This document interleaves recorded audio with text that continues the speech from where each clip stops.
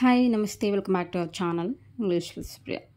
Today's translation challenge number 2. ఇంకాస్త త్వరగా చేయగలవా? First sentence. Let us try to translate it into English. Can you do it a bit faster? ఇంకాస్త త్వరగా చేయగలవా? Can you do it a bit faster? అతను చెప్పిన మాట నమ్మశక్యం కాదు. అతను చెప్పిన మాట నమ్మశక్యం కాదు. What he said is unbelievable. What he said is unbelievable. Okay. Next. ఎప్పుడైనా ఆ కార్ ట్రై చేసావా? ట్రై. ఎప్పుడైనా ఆ కార్ ట్రై చేసావా? Have you ever tried that car?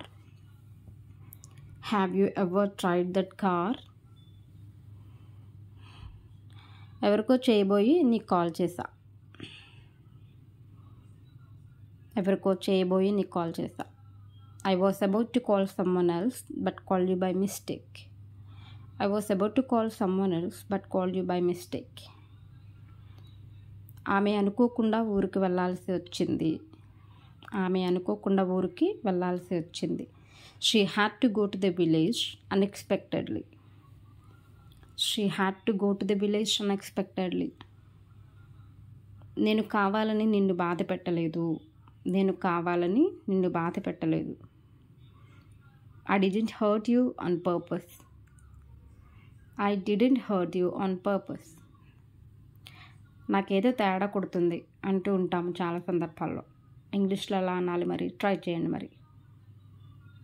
I feel like something is off. I feel like something is off అని ఇంగ్లీష్లో అంటాము. వాడితో వాదించడం కన్నా మౌనంగా ఉండటం చాలా సులువు అని. వాడితో వాదించడం కన్నా మౌనంగా ఉండటం చాలా సులువు. ట్రాన్స్లేట్ చేయండి.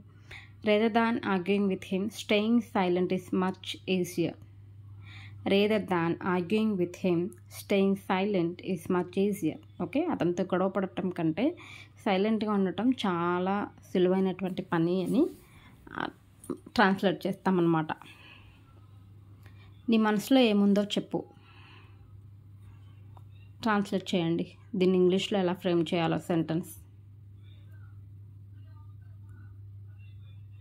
Tell me what's on your mind. Tell me what's on your mind అని చెప్తాం. So thank you so much for watching all these sentences. I hope this video will be very, very useful for you. And please don't forget to like, share and subscribe to our channel, English with Supriya. Until then, take care.